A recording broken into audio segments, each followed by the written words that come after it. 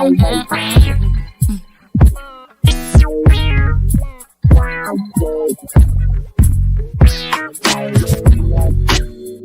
want to fly above my fears before they burn my solar plexus. Don't want to fight the you. Just meditate on the state of what I'm changing into. Just like orange plus you rush your soul.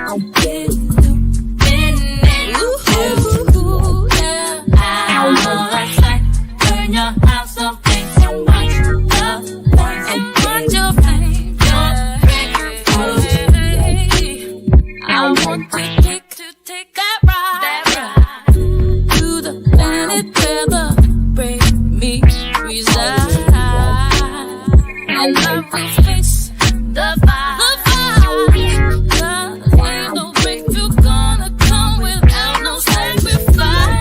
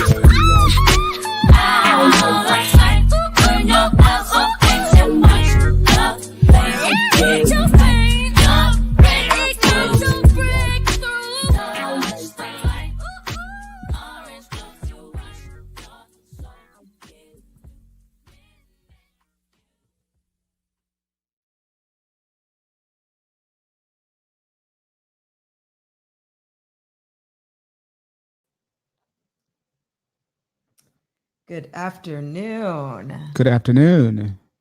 We were listening to the sweet sounds of Amel LaRue, Dr. Brenda Dixon Gottschild's daughter. And I have to say, I've been a fan since the 1990s. Welcome to the final virtual event in Dr. Brenda Dixon Gottschild's residency titled Researching Performance, the Black Dancing Body as a Measure of Culture. I am Tanya Wideman-Davis, Associate Professor of African American Studies and dance here at the University of South Carolina. And I am Thaddeus Davis, Associate Professor of African American Studies and Dance here at the University of South Carolina. Dr. Brenda Dixon Gottschild's residency is a part of a larger year-long celebration of 50 years of African American Studies at the University of South Carolina.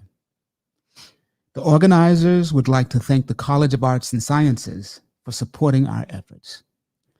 In this residency, Dr. Gottschild has led us to think about dance as social practice, protest, purpose, and performance. Dance as an ing, I-N-G, a doing that we must be about, and the Black dancing body. Today, in her final presentation, Dr. Gottschild returns with a panel of invited guests, colleagues, scholars, and friends. Today's roundtable discussion is titled Dancing Mind, Thinking Bodies. Dance scholars, choreographers, educators talk about past and present futures. Our panelists are our first guest, Dr. Brenda Dixon Gottschild, is the author of Digging the Africanist Presence in American Performance, Dance and Other Contexts, Waltzing in the Dark, African American Vaudeville and Race Politics in the Swing Era, winner of the 2001 Congress on Research in Dance Award for Outstanding Scholarly Dance Publication. The Black Dancing Body, a Geography from Coon to Cool, winner of the 2004 De La Torre Bueno Prize for Scholarly Excellence in Dance Publication, and the Joan Myers Brown and the Audacious Hope of the Black Ballerina, A Biohistory of American Performance. Additional honors include the Congress on Research in Dance Award for Outstanding Leadership in Dance Research, 2008, a Leeway Foundation Transformation Grant, 2009, the International Association for Blacks in Dance Outstanding Scholar Award, 2013, the Pennsylvania Legislative Black Caucus Civil Rights Award, 2016, and a Pew Fellowship in the Arts, 2017.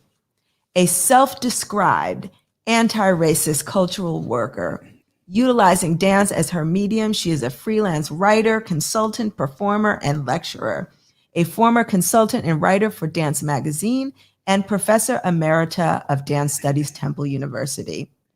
As an artist scholar, she coined the phrase choreography for the page to describe her embodied, subjunctive approach to research writing. Nationwide and abroad, she curates post-performance reflexive dialogues, writes critical performance essays, performs self-created solos, and collaborates with her husband, choreographer, dancer Helmut Gottschild, in a genre they developed entitled Movement Theater Discourse. our second panelist, Dr. Osumare, TEDx speaker, has been performing, teaching, and choreographing across continents for over 30 years, performing and touring with London Contemporary Dance Theatre and Rambert Dance Company across the UK, USA, and Europe. As founder and artistic director of Jazz Exchange Music and Dance Company, she was artist in residence at the Royal Opera House and South Bank Centre, UK. Improvisation, often seen as the dominion of jazz music, is also synonymous with creativity, and in 2021, she launched a new program to bring this insight into the lives of everyday people through a body-mind practice called JIM, J-I-M, Joy in Motion. This work emerged out of a methodology she created known as embodiology. It originates from a study of improvisation identified within West African performance practices through which 6 principles were identified and iteratively tested in Western performance context to attain their performance efficacy. Committed to recognizing these origins, her organization gives royalties back to the rural communities with whom she studied Ewe dance and music. These principles are now being translated and applied to illuminate different areas of human communication across fields such as medical humanities, music, leadership, child development, and somatic coaching. Recent publications include chapters in British Dance, Black Routes, and the Oxford Handbook of Improvisation. This virtual iteration, developed during this COVID-19 pandemic, led her to providing services to the Susan Samuel Integrative Health Institute at the University of California, Irvine. A former National Endowment for Science, Technology, and Arts Fellow, a UK version of the MacArthur Award, she began her exploration into performance and technology through a concept known as Text-to-Territory, produced by Future Physical. These digital terrains continue to be explored through All for Africa, an initiative she co-founded with choreographers, data scientists, artists, scholars, and entrepreneurs in 2020. Alongside artistic practices, she continues her intellectual pursuits, receiving the African Diasporic Emerging Scholar Award from the Comparative International Education Society in 2018. As a public intellectual, she has been an invited speaker for the United Nations, Dance USA, Princeton University, Temple University, University of Wisconsin-Madison, Atlantic Center for the Arts, Florida and New Waves Institute, Trinidad and Tobago. Additionally, in 2017, she co-founded the Africana Institute for Creativity, Recognition, and Elevation with Nganju Wa-Thiongo and Tiffany Willoughby Harold. Currently, they are showcasing a series called Pivot, Acre and Philosophy. Our third guest, Dr. Halifu Osumare, dance and Black popular culture scholar. Dr. Halifu Osumare is Professor Emerita of African American and African Studies at the University of California, Davis. She has been a dancer, choreographer, educator, cultural activist, and scholar for over 40 years. She was a dancer with the New York Rod Rogers Dance Company in the early 1970s and a founder of Black Choreographers Moving Towards the 21st Century, a California dance initiative, 1989 through 1995. She published The Africanist Aesthetic and Global Hip Hop Power Moves, 2007, and A Hip Life in Ghana, West African Indigenization of Hip Hop, 2012, and was the 2008 Fulbright Scholar to Ghana. Her recent Dancing in Blackness, a memoir, won the 2019 Selma Jeanne Cohen Prize in Dance Aesthetics and a National Book Award from the B4 Columbus Foundation. Dr. Osumare was awarded the 2020 Distinction in Dance for Performance Scholarship and Service in the Field by the Dance Studies Association. For full access to this web stream, please view this event from YouTube Live. This will allow you to participate in the post question and comments during the Q&A of this event. Please welcome our panelist. Hello, everyone. Guests who are coming in, I see from Alaska, from Ontario, from Tucson. Thank you all so much for joining us this day, this blessed day that's given to us. The first thing that I would like to do, by the way, I am Brenda Dixon Gottschild, and there over my shoulder is Amel LaRue, my daughter, whose incredible work you heard a moment ago for a reason, because it connects to the theme of this roundtable, Dancing Minds, Thinking Bodies, talking about past and present futures. In order to do particular tribute to that, also we bring in the ancestors. And I want right now to pay homage to a particular and wonderful ancestor who has recently transitioned, Dr. Kariamu Welsh. And I am, for this occasion, wearing this beautiful floating necklace that she gifted me some years ago. And I think it kind of represents that Libra that both of us are. It's kind of a floating and airy feeling to this amber. And what I want to do is my very makeshift way of pouring a libation to Dr. Kariamu, to all the ancestors far and wide, knowing that life is a continuity between past, present, and future presence, and indeed to acknowledge and bless her immortal spirit. So please join me in silently naming any ancestors. Ashe. Ashe. Ashe.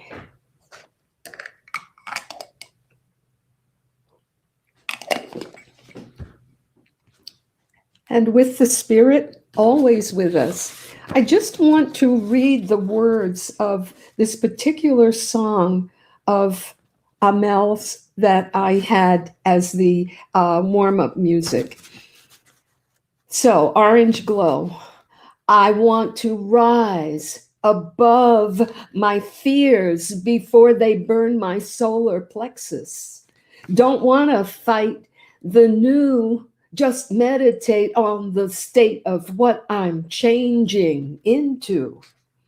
Touch the light, orange glow to wash your soul, illuminate you. Out of sight, burn your house of pain and watch the flames ignite your breakthrough. I want to take that ride to the planet where the brave me resides, and I will face the fire, 'cause ain't no breakthrough gonna come without no sacrifice. I'm like vibrating as the liquid enters my fingertips, pulses in my veins, from my toes to my lips, fuels my brain, frees my pain, breaks my mental chains.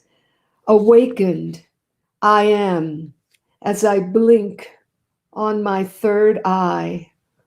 One life have I, so it's time to live. Ashe, Ashe, Ashe, and I use this incredible message again from all of our lineage as women, as daughters, as mothers, as fathers, as ancestors, as people of the diaspora, as people of the globe, as people of the planet. I open this discussion for my dear friends now, Tanya and Thaddeus, Halifu, and Amma, to join us in this conversation about how your work and what you're doing, what you've reached and what you're reaching for, resonates with this idea of dance futures. Wherever you want to go, whoever wants to take it. Well, if you don't mind, I'll start. My Sag friend. Hey, thank you, Brenda, for inviting me to be a part of the conversation. Thank you, Tanya and Thaddeus, for putting this marvelous process with Brenda Dixon Gottschild together for your 50th anniversary of African American Studies. As a kind of way of expounding upon who I am, where I've come from, and where I'm going in my career and my life, I'd just like to share a few images with you that will kind of expound upon the bio that was read. Yes, here we go. The first image is two great women in dance that were my mentors, and in the spirit of honoring the ancestors. On the left, you have Ruth Beckford. She was the mother of Black dance in Northern California, in San Francisco and Oakland, where I came of age.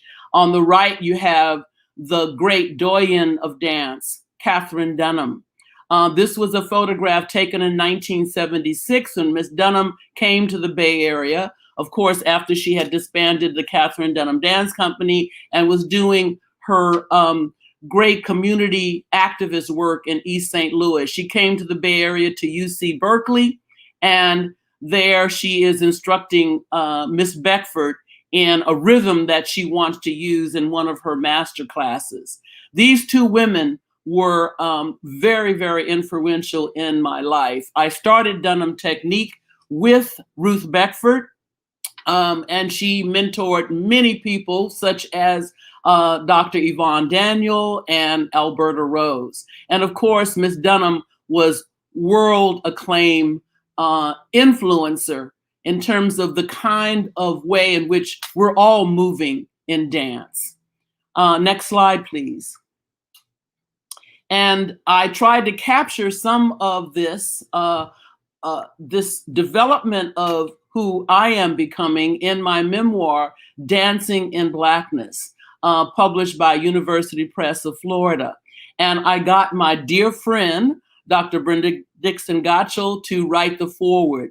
And I like to say that the book is not just a book about me, but it is about the context which we'll be talking about today. And that is Black dance, past, present, and future. Next slide. I morphed into a scholar, a dance and popular culture scholar, and I focused on hip hop.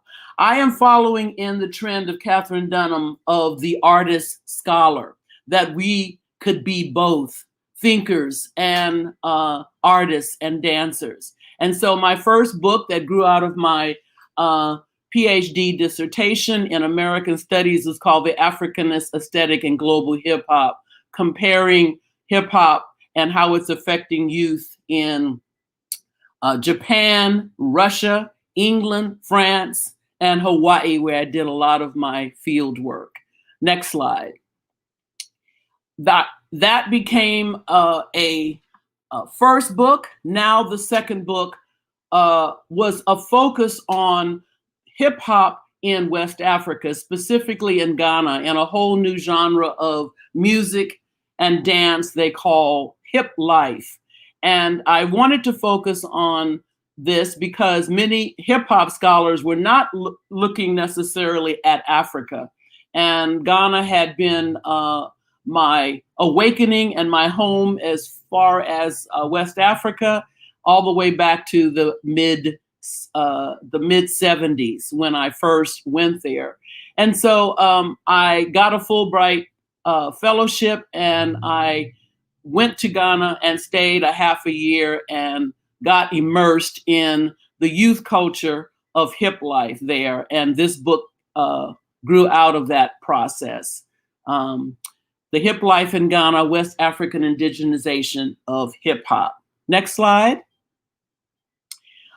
This is the last slide. I returned to my roots. I returned to the great Katherine Dunham, who became really my spiritual mother. This is a photograph taken in 2004, and it was a festival in Miami, Florida, and she was teaching a workshop. I went over to her after she had finished, and we had this photograph taken. Again, I like to pay homage to my ancestral lineage in dance. Katherine Dunham is at the foundation of that. The Dunham technique continues to live, and I became the co-director of the Institute for Dunham Technique Certification to certify the next generation of Dunham teachers in the way that she wanted it taught, and that legacy continues today through me and many others. So I'll stop my sharing there just to let you know a little bit about who I am and my foundation in dance and in Black popular culture.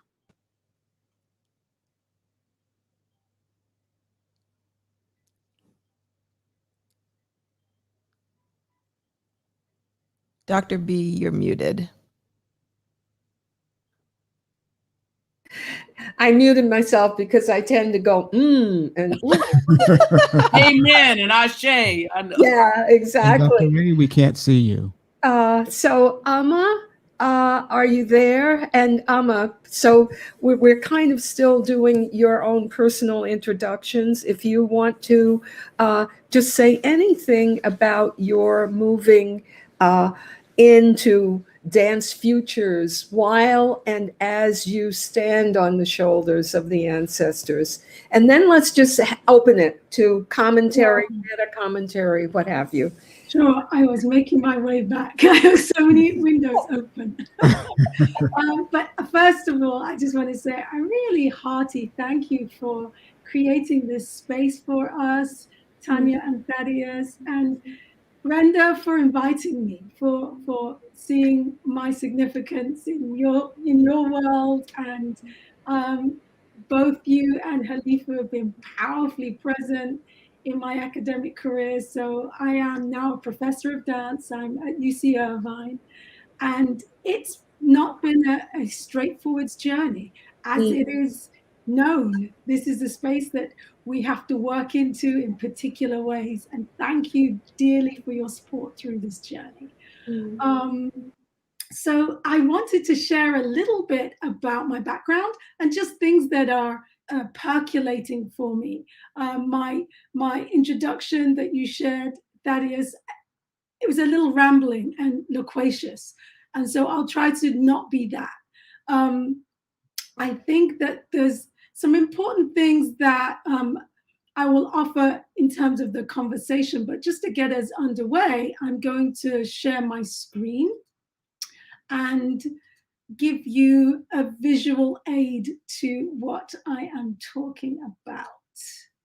So here we go. So here we go. There is an image that's filling your screen now, and there are 6 images on it. So I'm just going to just talk you through very quickly. On the far left, you'll see some text behind the screen and an old-fashioned UK number, which was part of a performance called Text Territory, whereby I was already evolving my practice, which was about crossing the line between the audience and the performers by invoking the audience to go on a journey with me. And in that journey, I prompted them by asking them questions.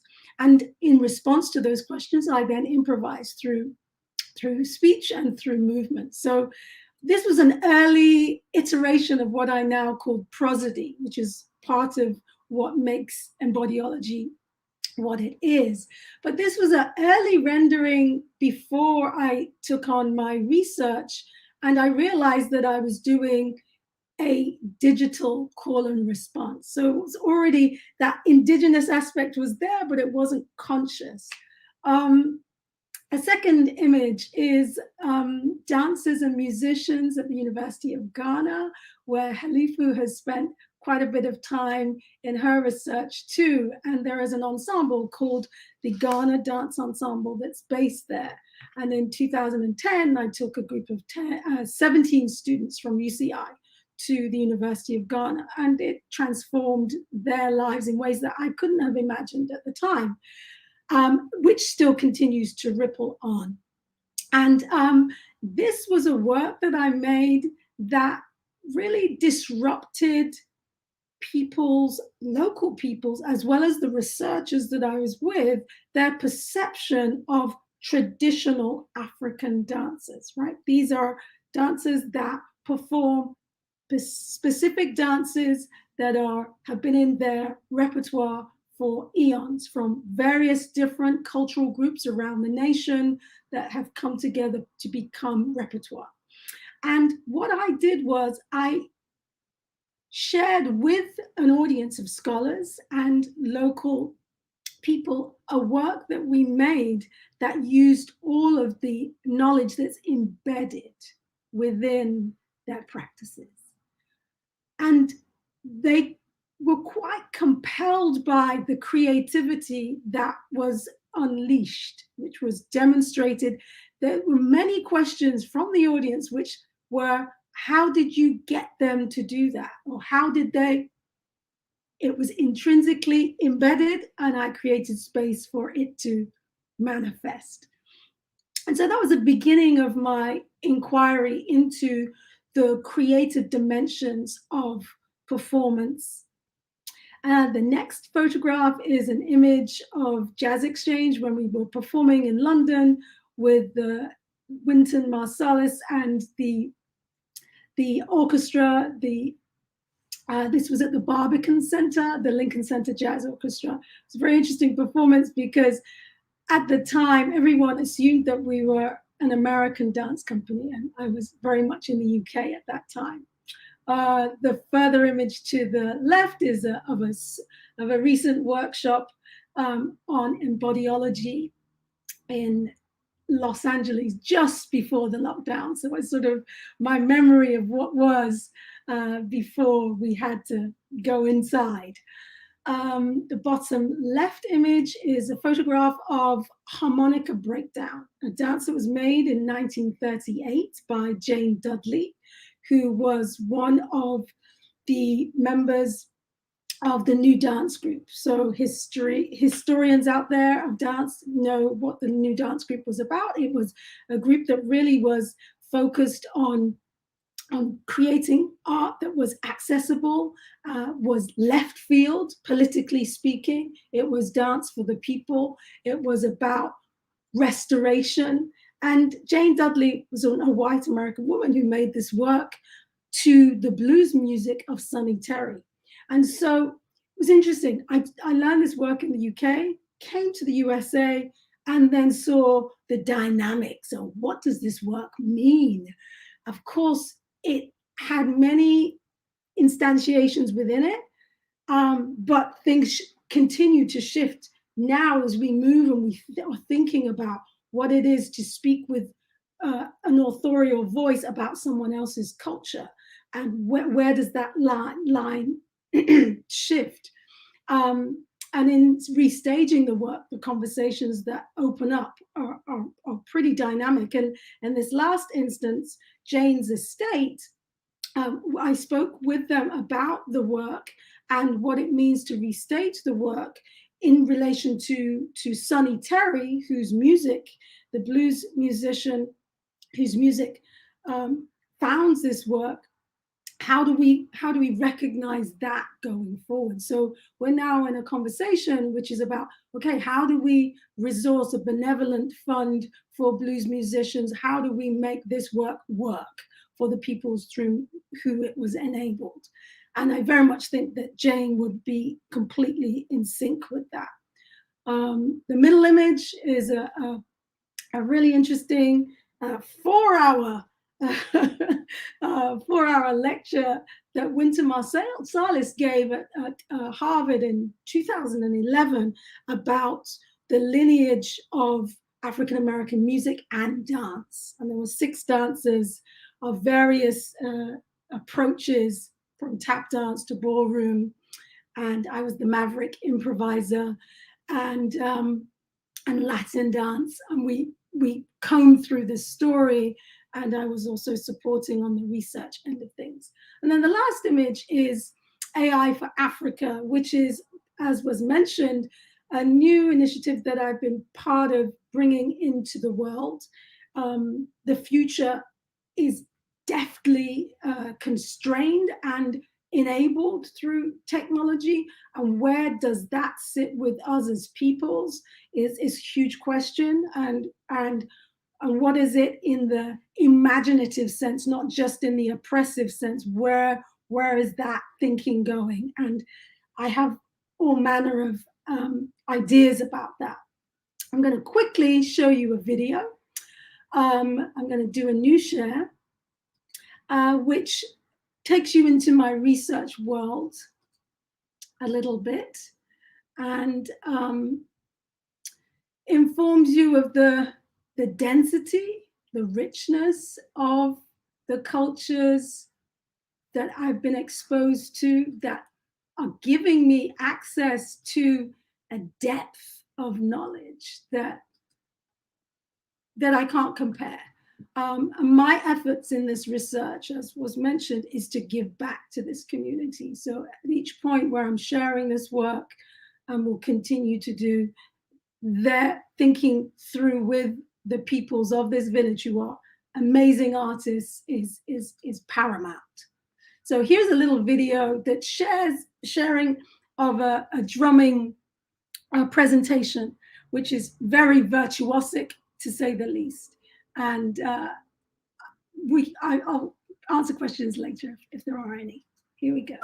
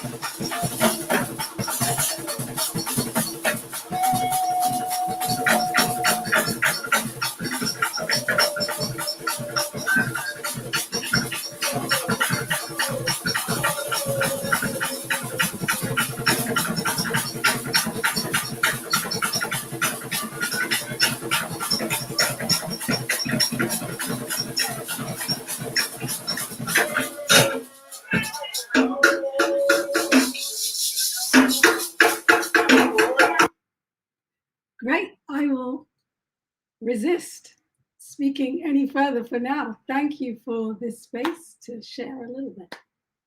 Over to you, Brenda. It's up to everyone. What an incredible presentation, the two of you. I love it. I love it. I'm, now we can just talk with each other. And though we didn't lay out anything about Tanya and Thaddeus. Thaddeus and Tanya, are you going to show us a little bit of that work of yours, the PBS? Can you show us just a couple of minutes of how you are moving things? I love what you're doing about taking the idea of the plantation into another plantation. Okay, actually looking at who actually made the plant, the seed, i.e. us. Anything you want to say, or did you plan to show us a little bit of? Well, we didn't plan to show anything, but I think maybe Adrian, if you could find the PBS Migratus documentary, we could show a bit of that a little later. But I think what it's making me think of is before this presentation, I was getting ready and I was listening to Curtis Mayfield, Move On Up. He was speaking of the by and by. And I just thought, we create work informed by history and present day experiences, but we are creating and imagining in the by and by. And it's so much a part of the music that we listen to. I mean, I just think of Mahalia Jackson, move on up a little higher. Like it's that, moving to futurity that, Yeah. we're in as we're, teaching, making, thinking. Right. Yeah, and it's a lot for us about how do we.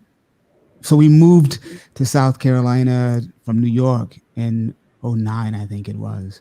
And so we were making work. Our mantra at the time was making work that reflects the community that we live in. Well, we live in New York City, and we were making work about Hurricane Katrina, which is New Orleans and family members, but not particularly New York City. We were making work about Willie Bosquet, who's as a young boy, committed double homicide on the train in New York City, but was from South Carolina, and is the reason why children are allowed to be tried as adults in the state of New York.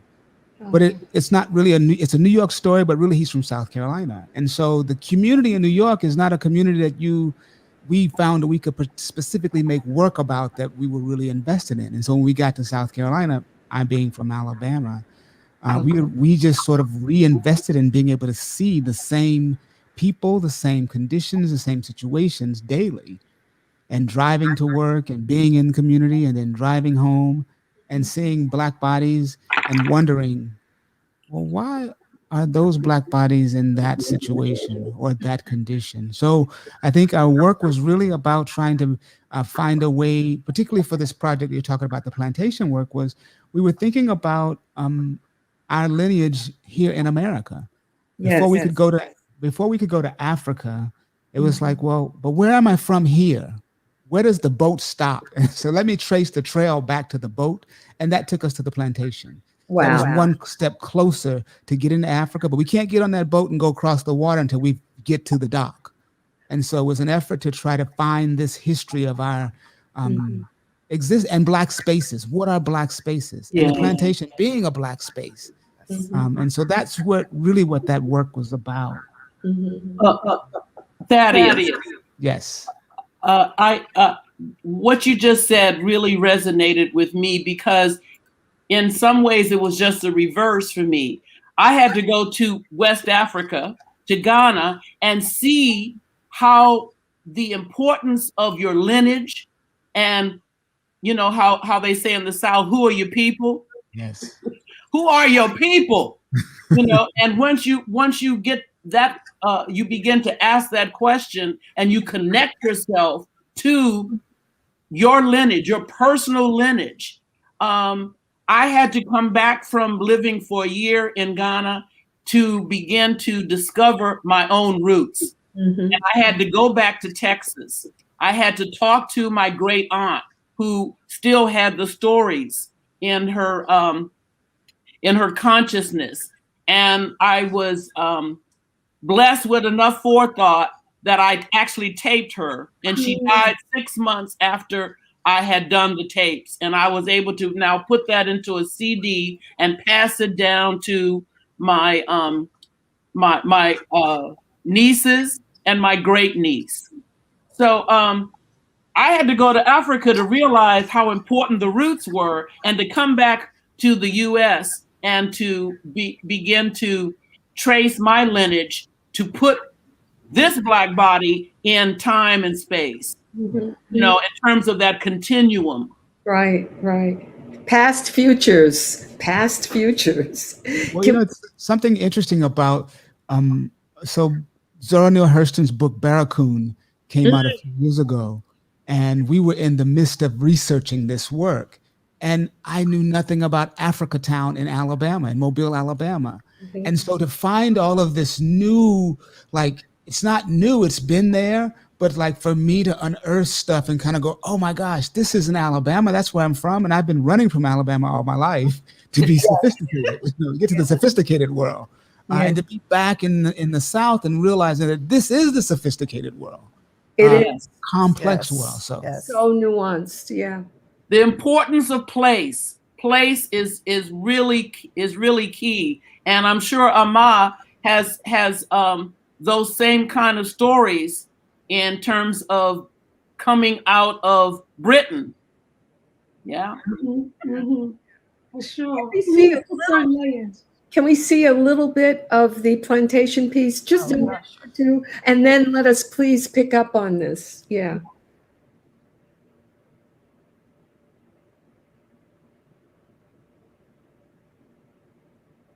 My ancestors came to the Wallace Plantation right after slavery, probably in the next 5 years. And some of my family lived here. Well, I had an uncle that lived on the property until the 1970s. And then I had another cousin that lived here until around 1990, 91. It's more common than most people would think. They were not slaves here. However, I have friends in the community and people that have come back for events whose ancestors were enslaved on this property, and a lot of them live closely. My great-great-grandfather is the person who founded the house, and it was built in 1841. It's been in continuous possession of our family. The house had been vacant for probably 50 or 60 years. I rather unexpectedly inherited it, and so that's when Theo and I began conversation in earnest about what to do.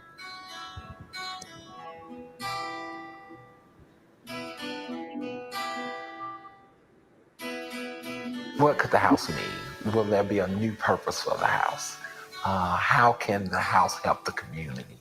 We're going to jump forward a little bit with this. Engage them and not push them away, but To see, We work off of that completely.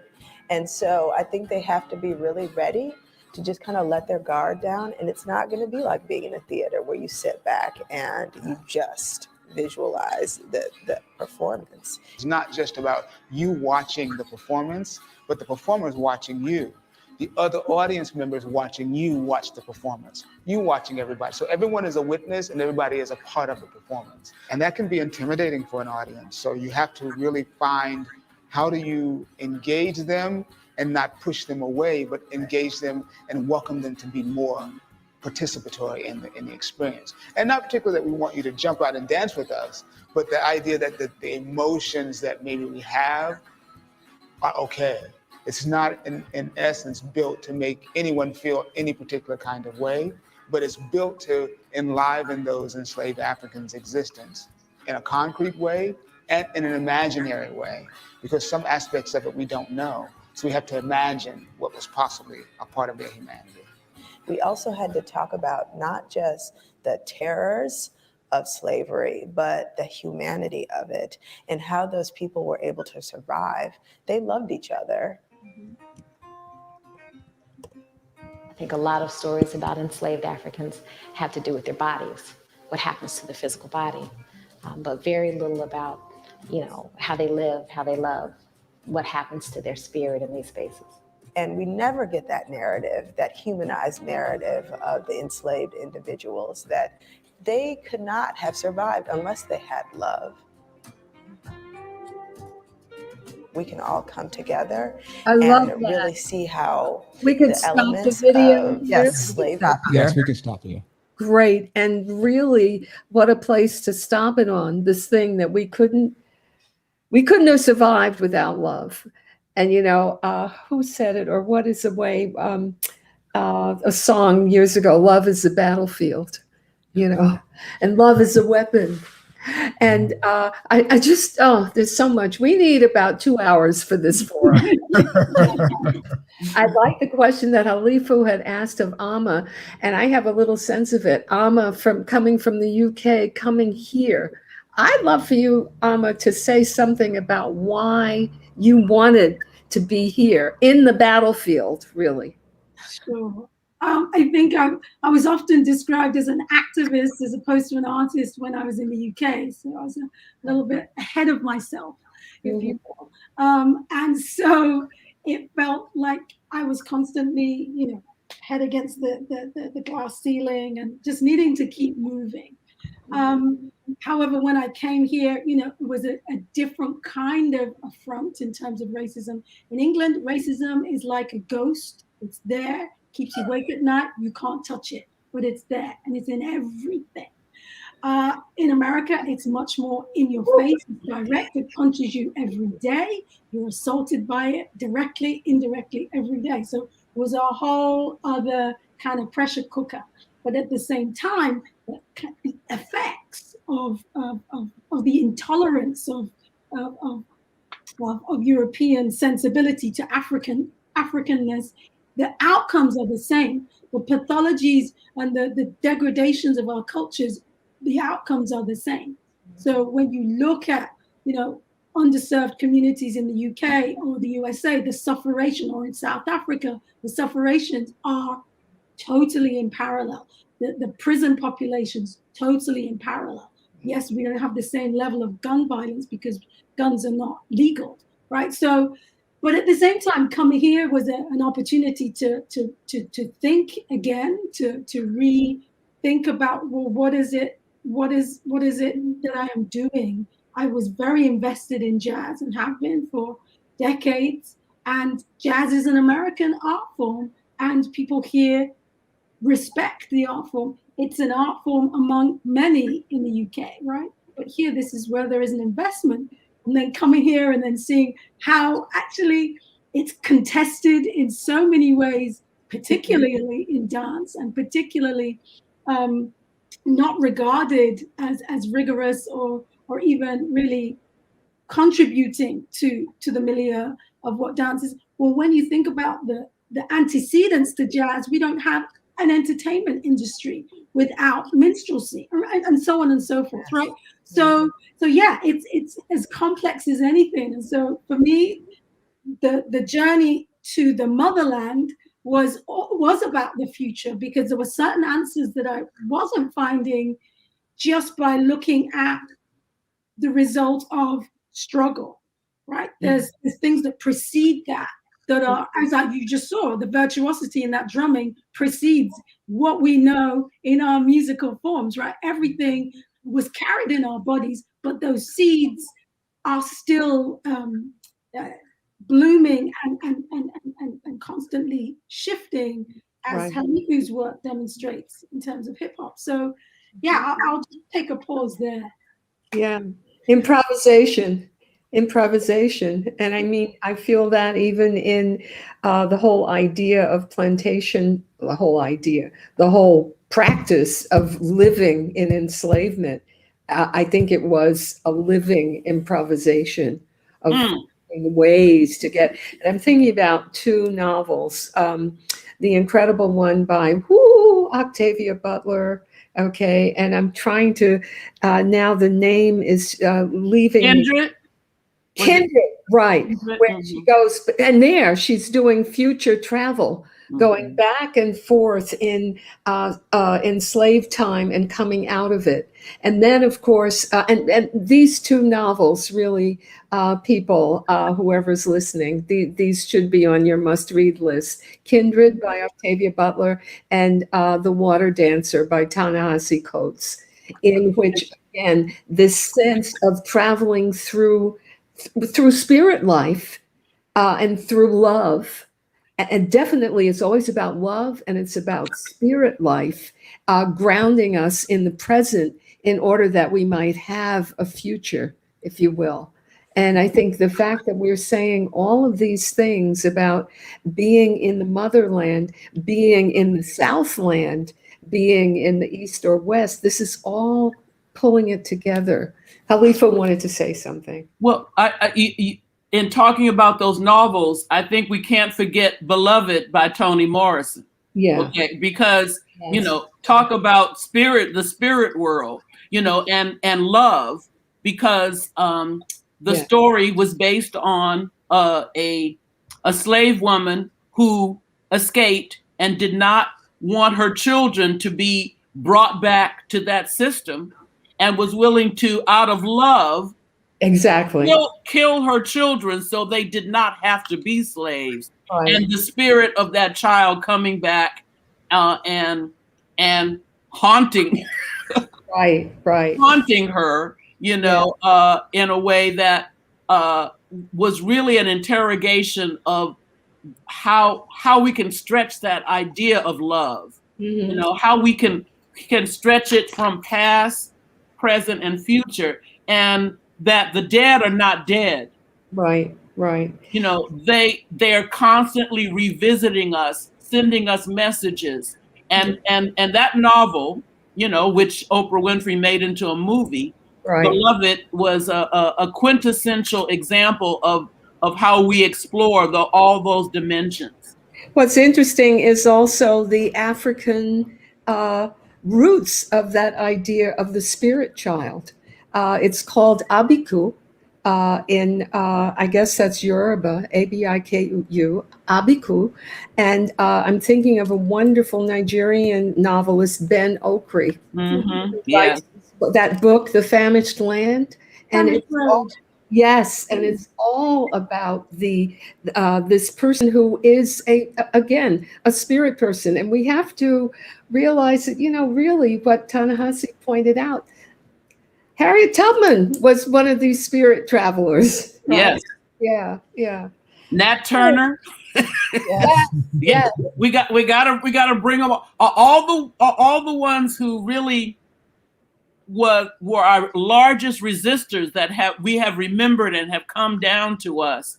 Were also spirit travelers. Exactly. Right. Because they could see beyond this dimension.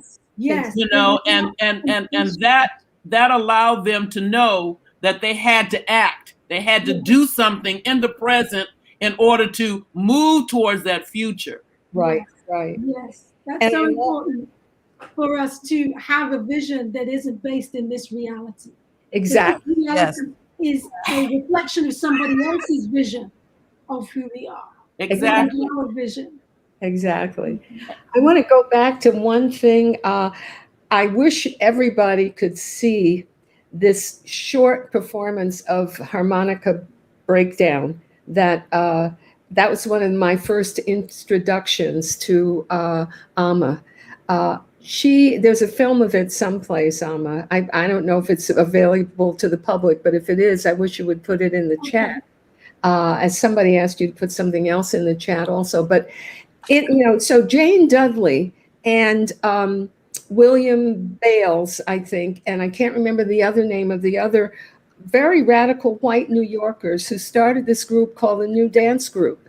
And I talked about them in my Wednesday presentation because that's where Pearl Primus began studying dance.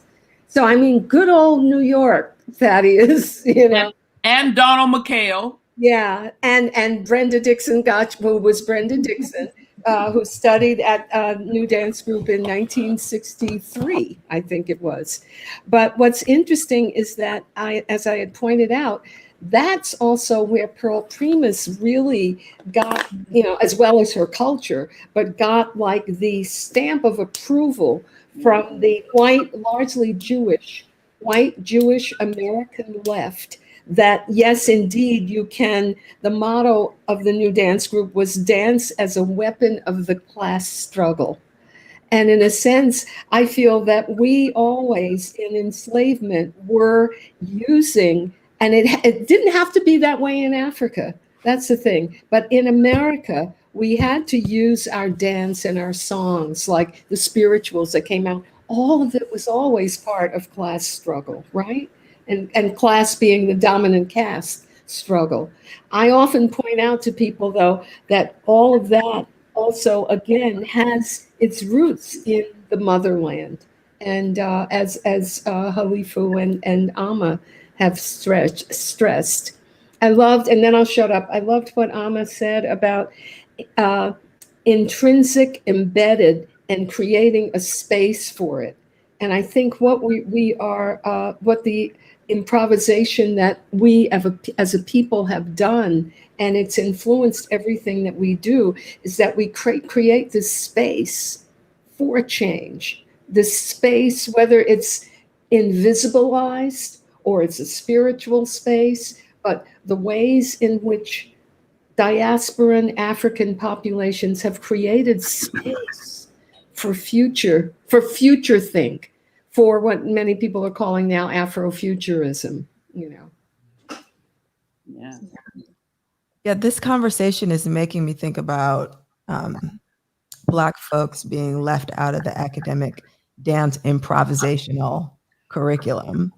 And it could be so much more nuanced. I mean, we're talking about this improvisational resistance and creating a space for it. Why does it have to be this one white lens when we have this breadth of nuance that could be just so much more? Yes, yes. Well, it's happening, Tanya. The current trend now in dance and higher education is, as we all know, the decolonization. That's the new buzz term, the decolonization of the dance curriculum. Mhm. Finally, dance as a discipline is waking up to the fact that it has been Eurocentric. Wow. You know, I mean, we've been talking about that ad nauseum. You know, I've been talking about it for my whole career, but the dance world is finally waking up that it is in fact Eurocentric, and it has to deconstruct itself and decolonize itself. We'll see whether or not that is in fact a trend or something that is really going to lead to something of major change. Mhm. But at least we're talking about it now, and there are initiatives and new billets for hiring faculty that's opening up that is all about the African diaspora and jazz improvisation and looking at the African roots of jazz. All of that is going on right now in the dialogue in terms of dance and higher education. Ama, you wanted to say something? Sure, of course. Just to speak to your point very directly, Tanya and Thaddeus. So my work directly is not a response to that, but is a recognition of what it is that's embedded within our creative ways of knowing, being. And so embodiology is a technology that enables, from the virtuosic end to the community deep engagement, the Ubuntu sensibility, right? So it couldn't have arrived before it did, because the work that Brenda has been doing, Halifu, many others that we can name, had to happen in order for us, and Catherine Dunham's work, I mean, powerfully important in terms of recognizing the aesthetic and the principles that make African forms visible to people, right? As opposed to, oh, that's just what someone else does. That's somehow natural, right? So their work has helped us to really see.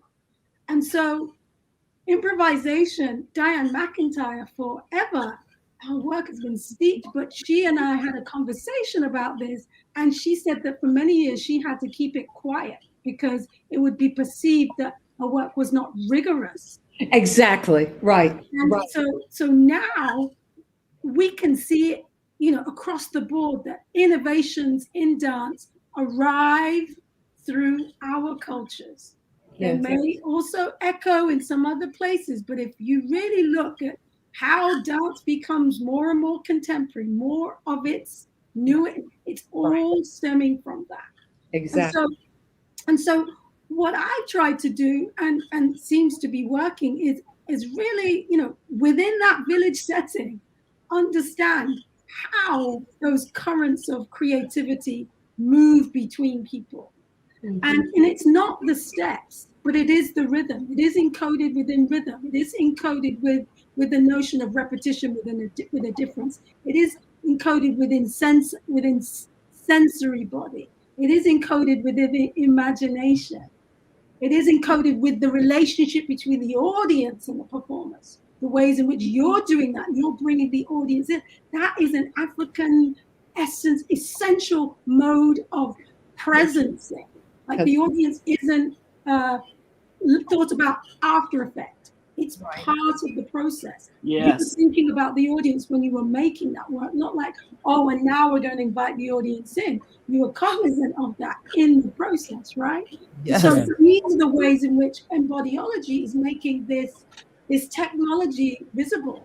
And that's why, for me, I do it with great care, and because it's powerful. It's powerful, and the ways in which it is currently changing people's perceptions of what is possible. And it doesn't matter whether you're a medical doctor or you're a second-year dance student, it's having the same impact, or a data scientist. So it's an awakening to our possibility. And I want that for our communities at large. Yes. So yes, in academia, in dance, we should be fostering this and other modes vociferously, but we also need to know that it can go beyond our space. Our ways of being are powerfully enabling. Yes. Yeah. Dr. Wray, you bring to mind that, so we spend a great deal of time in Chicago as well. And as we drive along the city, we watch people have transcendent moments as they just dance at the bus stop. They dance and they just stop and go, I got to hit this step right now because this step just hit me. I got to let it out. And so there's I saw a brother on the corner yesterday doing just that. Yes. I did it on my mailbox the other day. And somebody looked at me, I said, I'm just working it out. So there's this thing that happens as we prepare this dance, and I'll use this specifically, the proscenium stage, the proscenium theater, that there's this thing that gets lost because we are preparing it for the audience. Second thought, as you say, we didn't think about the audience when we were making this thing. We just brought them in to see this thing. But like in this project that we've done with trying to transition from the theater into site specific, it's about being in an improvisational moment to allow for an audience to actually affect the performance that they see. Right. Mm-hmm. And not trying to make them just sit back in the dark and go, you're invisible. Mm-hmm. Mm-hmm. Leave them. For me, I understand the Africanness aesthetic, a term really brought forth by, of course, Brenda Dixon Gottschild. The Africanness aesthetic, the implicit within that is the artist understanding that your individual creativity ultimately means nothing without it connecting to a group or your collective. There has to be that relationship between your individual creativity and the group acknowledgement and response to it. Yes.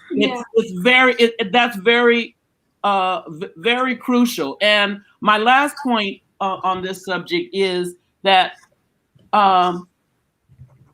in improvisation is choreography. Improvisation is choreography in the moment.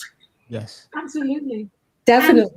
And in the same way, we're thinking about creativity. It is a life fully rendered. That's what improvisation is. It is going outside the lines, right? You understand principles, but then you stretch, you expand, you expound. You don't simply live in these, and that's what our ancestors had to do in these enslaved spaces, right? They lived in between the lines, not just exactly. And that's the part that people cannot control. Right. And that, in a sense, is really what polycentrism is. Yes. It's like all those rhythms in between the lines. I just want to bring up something that Thomas Presto said, and he was allowed to come in yesterday also. Thomas Presto, Trinidadian Norwegian choreographer who lives and grew up in Oslo.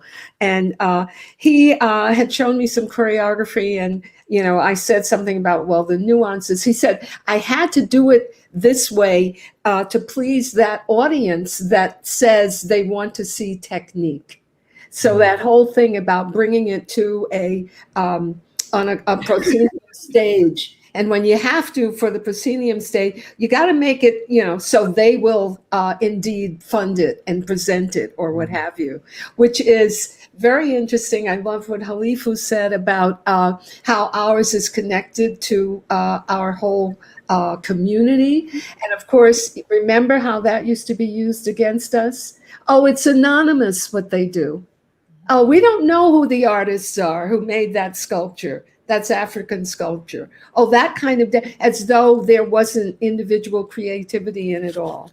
I will shut up in a minute. I only want to mention what our wonderful African-American Buddhist teacher, Ruth King, many of you probably know her work, and she's based in North Carolina. Ruth King, who has a book called Mindful of Race, by the way, very interesting. Yeah. Ruth talked about in one of her lectures the difference between stars and the constellation. She said, Europeanist, I'm just using my terms, Europeanist world sees stars and that it's individual, that they're, the stars. We see the constellation. Yes. We're part of the constellation. Yes. It doesn't mean that the individual star can't be bright. Not at all. That's what I mean by the virtuosic and then the community, right? Exactly. Coexist and the recognition. Right. And also the humility that star will have, that it only gets to shine bright because there's a community. Of the whole Right, right, exactly. And we were always looking for that North Star, the end of the handle of the Big Dipper. That's right. Because that represented, the promised land. Right, and it was part of the whole. That's a beautiful image. Mm-hmm. Yes. Mm-hmm. Thank you for that. I shall look up.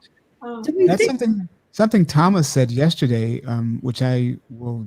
I hope Thomas is here today. Yeah, I mean, he really blew it out of the water when he made that statement about it's not about one culture reaching for perfection and one culture accepting. It's that it's redefining what perfection is for different cultures, and that there are different standards, and that it's not one universal Eurocentric version of what excellence is. Exactly. It morphs and shifts as we move around the world and move around cultures. Yeah. Do we think there are any questions from the audience? Sure. Let me see what's in the chat. About 112. I'm just thinking we have about 50. Wow, it's 112 already? Yes, it is. That is such a good time. Time flies when you're having fun. I would just say that, the word, excellence and perfection, I don't know that they should be synonymous, right? Because excellence, is manifesting one's best and it's contemplative, whereas I think perfection is some idea that it's fixed, and we know that life is anything but fixed. Right. I think that the hierarchies that have persisted, that have up until now, if you want to say, have concluded that these practices have lesser worth. That has to be really challenged, and the notion of what technique is also has to be challenged, because I would argue that rhythm is a magnificent technique that requires much attention to build acuity. So I would say your tendu and your rhythm, okay, I'm not going to say which one's going to require more of you, but in order to develop an efficacy and an acuity that's really yours, not counts. Yeah. Right. Speak on the counts. Right? It's responsive. That's tonally rich and dynamic. That's not something you just learn. It has to be experienced and developed. Just like it is to do 24, 36, 89 fuetes or whatever. And comparisons aside, to train rhythmically is not something we have really persisted with in dance. And the heartbeat. In literature, right? The notion of repetition, it's seen as, oh, this isn't good literature. This is not good use of language.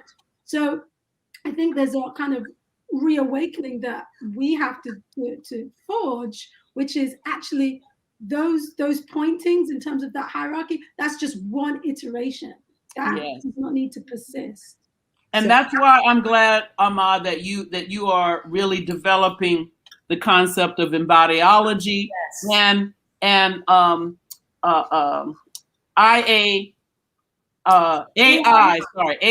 for Africa, because that is that whole unit is really going to really explore this idea of the future from an African perspective. And that's what the world is missing. Yes. Mm-hmm. Mm-hmm. But it's within us. It's there. It's the heartbeat.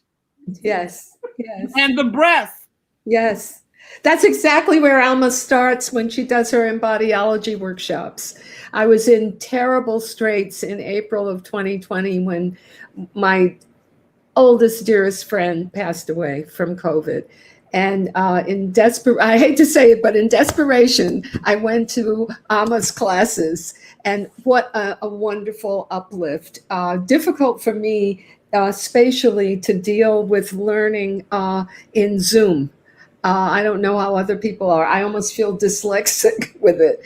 But again, that very Africanist perspective, though embodiology seems almost global, universal, but she's working right from breath and heartbeat and finding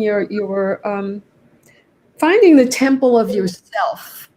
And I think that really is, if there is a strength like Cheikh Anta Diop in The Origins of Civilization, talks about what is the strength of the people of Africa, and something about the temple of yourself, your true temple someplace, that has given us a kind of resilience that could make me cry.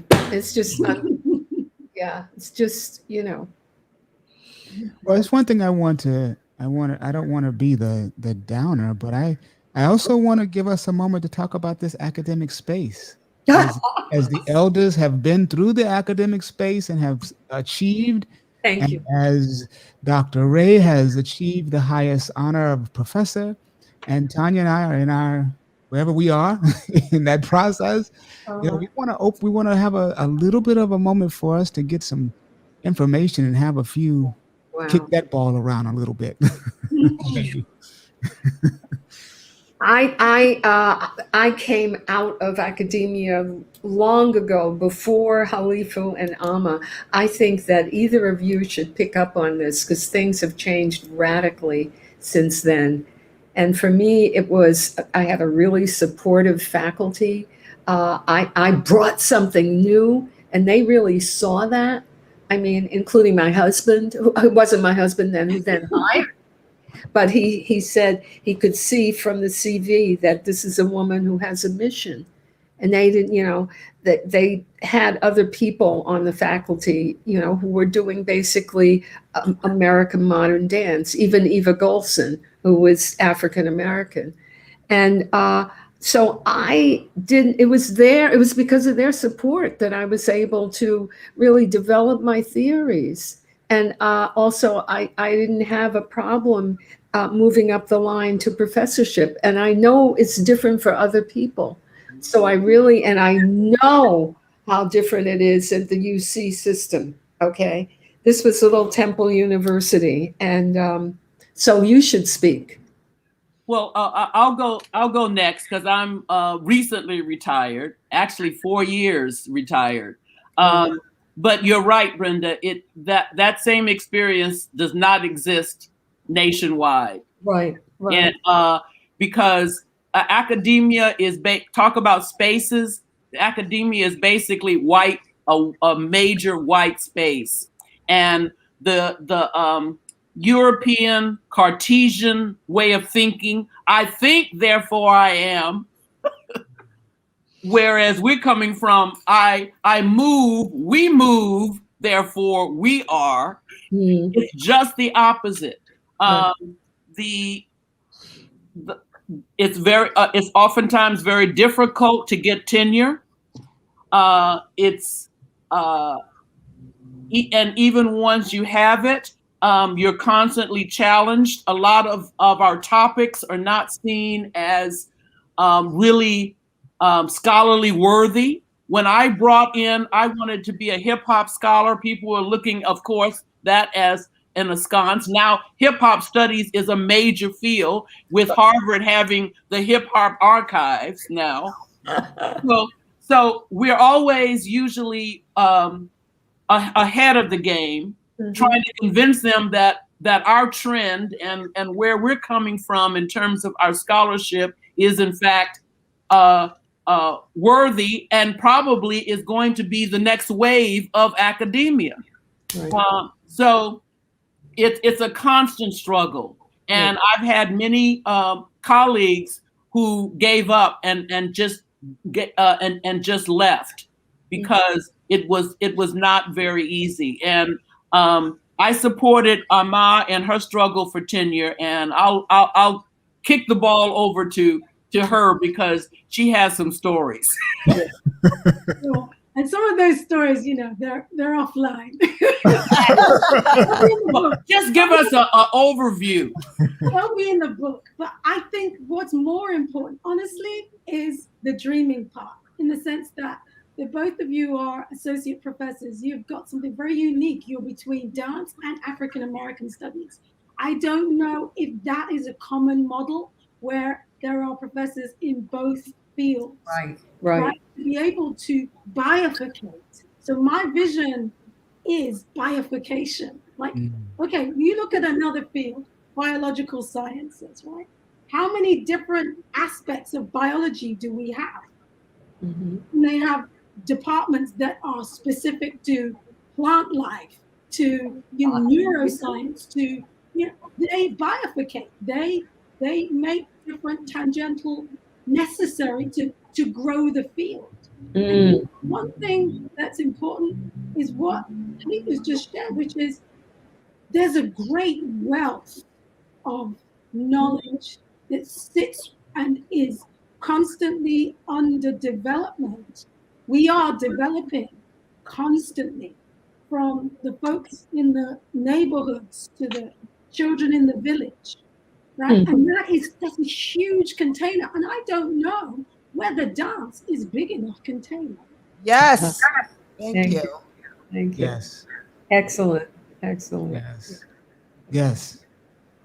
So maybe it is finding, a billionaire, because there are Black billionaires now that want to support academia, that would support that bifurcation, because we have so much to give back to the community. Yes. Right? So it's not just about the aesthetic of putting the thing on. It's changing. It's healing.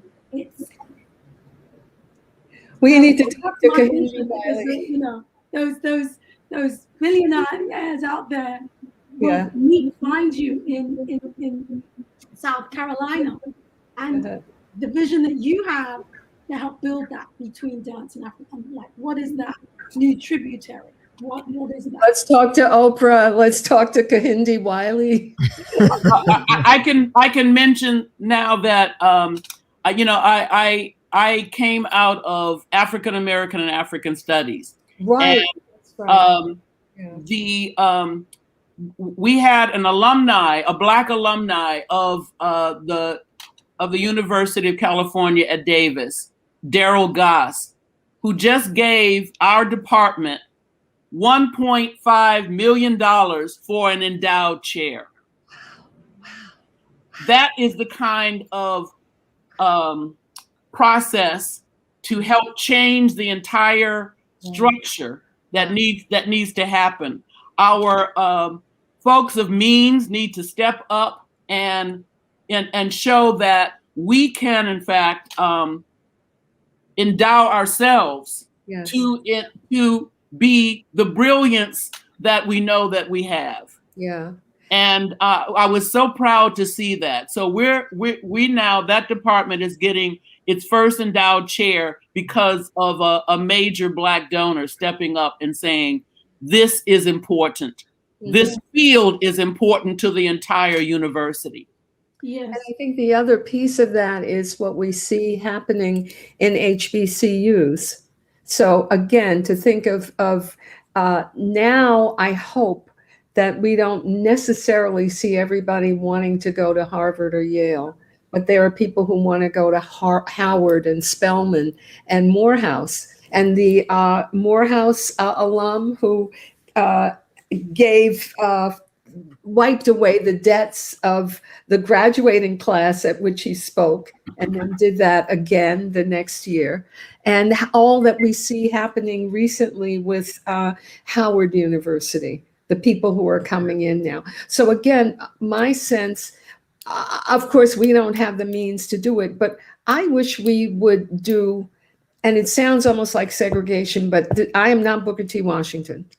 And I am also not W.B. Du Bois. So it's not about going into, with the talented 10th, into that place. And it's not about, oh, let us just stay in this little box and learn how to farm. Farming is wonderful and a whole new way of doing that. But what I'm thinking is, wouldn't it be wonderful if we were really to be able to support and envision this kind of blossoming and bifurcation that Amma is talking about of our own universities? That's what people do on the continent, you know, the University of Legon, where both of you were. And you know, I loved being in West Africa. Well, not so much the same in Cape Town, but being in Ghana, where it really was that they had the power.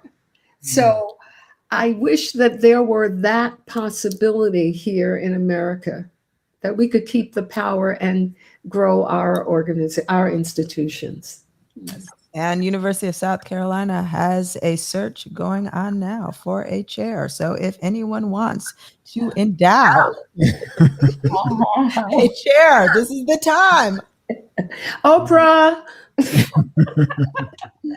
you have any questions? Or even people like Bill Gates. I mean, again, like, it doesn't have to be a person of African lineage who reaches out in certain kinds of ways, you know, how to get that message across, you know. I think there's also a lot of possibility in us remembering our art practices as they often are, right? We are not just moving bodies, we're dancing, singing bodies, we are visual. Yeah. Just when we think about hip hop now, you know, the hip hop, you know, is turntabling, it's graffiti, it's right.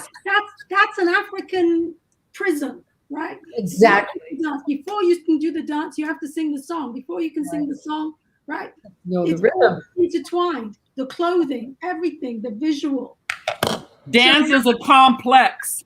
Right. Complex of forms. So I think the silo space of the way in which dance, it doesn't actually suit what it is that we exactly. Want. So how do we make that kind of a shift? I think we have to start a think tank. Yes. Okay. I like tanks. Yeah. I like tanks. Really, and then the funding. Yeah. Especially if it's our own tank that we can swim in.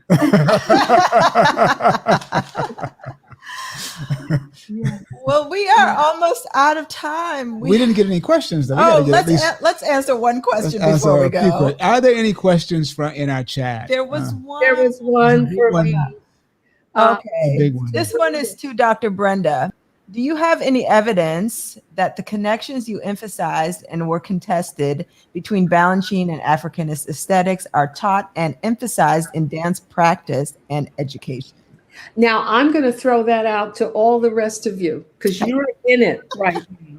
Is it really, or is it the way it was like even 15 years ago when people would say, like Jennifer told me this, Amma, she said when she was studying in graduate school, they said to her, oh yeah, that digging Africanist presence, it's an interesting theory. Yeah. And I think that question did come from Jennifer Marinsky. Yes, so Jennifer is online. Okay, yeah, but oh really? Oh, that's yes. Jennifer. Okay, yes. And Jennifer told me that when she was in grad school, it was simply thought of like as, oh, it's interesting. over there. But how all of you are in or recently in academia, is that stuff now taught and emphasized in dance practice and education? We're teaching it. Yes. I teach it. I don't know how widely though. Yeah, I don't know how wide. At the recent Dance Studies Association conference that happened at Rutgers, I was asked to invoke a movement from the jazz dance artist Fred Benjamin, the late jazz dance artist Fred Benjamin from New York, and I chose a kind of movement that that I remember seeing in some of his choreography, where the hip leads the movement into a passe, and you reach out, but it was that asymmetrical where the hip is headed out through a passe, and you land in a kind of lunge in that asymmetrical pose. Yes. And in showing that movement, well, people joined with me and felt it themselves. And I said, and this is one of the jazz contributions to what we now call American ballet, Balanchine's American ballet. That those asymmetrical lines that he created as a part of the neoclassical repertoire comes from jazz and the jazz aesthetic and jazz dancers that he saw and worked with, like the Nicholas brothers, like Catherine Dunham. And so I think those of us who understand that are using it. I don't know how much is entrenched in regular dance classes and dance history classes. Yeah, so the answer is, Jennifer, I really don't know. I mean, I still have people on Facebook, all kinds of people who want to be your friends, and they'll say your work has changed my life, and I still refer to this, or I'm using that in a course. So my sense is that it's someplace out there. But I would, with what's happening in millennial America, and not only America, but the rightist movements that have infiltrated every part of the globe, I don't even know. I don't know. Well, Robin Wilson put in the chat, I can say that educators are teaching this in their classes. She's at University of Michigan. Robin, yes. Right. Hey, Robin, yes. But I'll just give a little bit of information just about the Balanchine Trust. And so when we danced with Dance Theater of Harlem, there were always several white ballerinas who would come and set the Balanchine work on us while we were dancing at Dance Theater of Harlem. Yeah. And the interesting nuances of them setting Balanchine's work on Black bodies and then telling us we were doing too much was that merry-go-round of appropriation that you talk about. Wow. And they'd always say, well, it's not sexy. Well, you just sexualized us. We're just doing the step the way we know the step was originally supposed to be done. Wow. There you go. That is so interesting. Yes. Yeah. Great Great story. That quote, Tanya. That's a beautiful quote. It is. Yeah, definitely. Yeah. And also, Joseli Deans talked about the fact that in the early ways of doing some of the Balanchine in the 40s, when he had been involved with Catherine Dunham and with the Nicholas brothers and involved with Josephine Baker, that there were ways in which the movement, like when they were exiting and going kick out. Yes, in 4Ts. Yes, exactly. That they had much more of this happening in the 40s. And that as the choreography, and especially after he passed away in 83, that those things were taken out of it. Well, every ballerina that sets the work now says, oh, we don't do it that way anymore. It's not that. Okay. Yeah, and I can remember specifically a part of what was it, Melancholia. And there's this one section where the man and three women dance together, and it was like it used to be an arabesque, a lunge to arabesque, and then they came and they made it tendu, and it's like, we changed. I said, We changed that. Well, he's dead. How can you change How did it? you change that? How can you? How did it change? If it was what we have the video from when he was alive at DTH doing it, and now it's a different step. Like we changed that. And it becomes verticalized and whitened. Verticalized, exactly. As time goes along. So And that's so And then Mr. Mitchell would always come back and totally change it back to what it was. It ain't that. It's not that's that. not what it is. No. It's do it this way. Do it this way. See, and that's interesting because Halifu is mentioning how the jazz dance thing is in academia. Then on the same hand, you have the ballet world trying to strip it of that. Yes. Era. So we're constantly in a dialogue of contestation. Exactly. And that's what we see, because you mentioned our larger political world that's really become, before our eyes, very right leaning towards fascism. The idea that it's going too much towards the direction of change. It's going too much towards the direction of people of color coming into their own, finding their voice, and being in the center. And so the contestation against that is what we see happening, and because they do not want to give up the power, and that's all the way from politics to academia to the arts world. Right. Yeah. And my understanding then is that academia, because there are more of us who are entering now than there were when I was in the 1980s, that's become harder. It was probably not so hard for me because it was 40 years ago, Hey, folks. Oh, we really have to stop. Oh my gosh. We're over. Yeah, we could definitely go on with this. I'm loving it. Yes.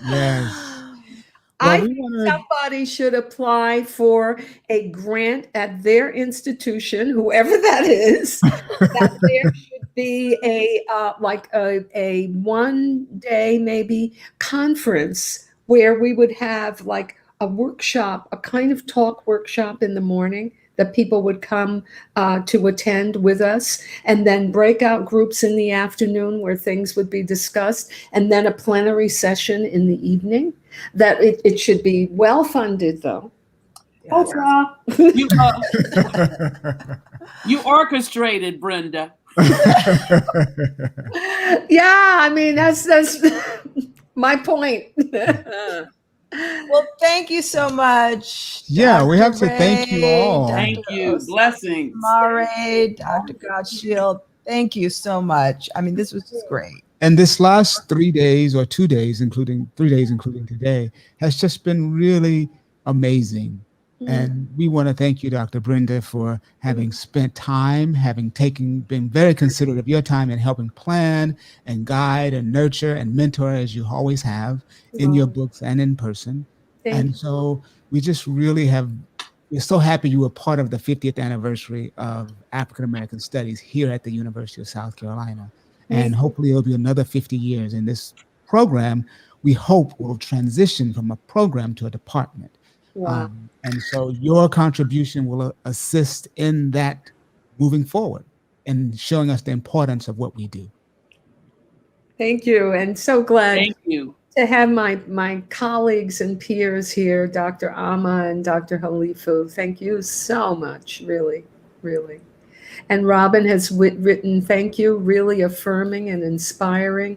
And I'm so glad. I think this is recorded. And so, yeah, it will be able to be accessed again in some other way.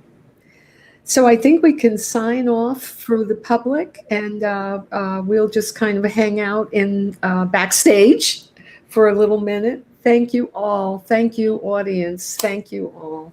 Thank you. Good afternoon, everyone. Take care. Bye.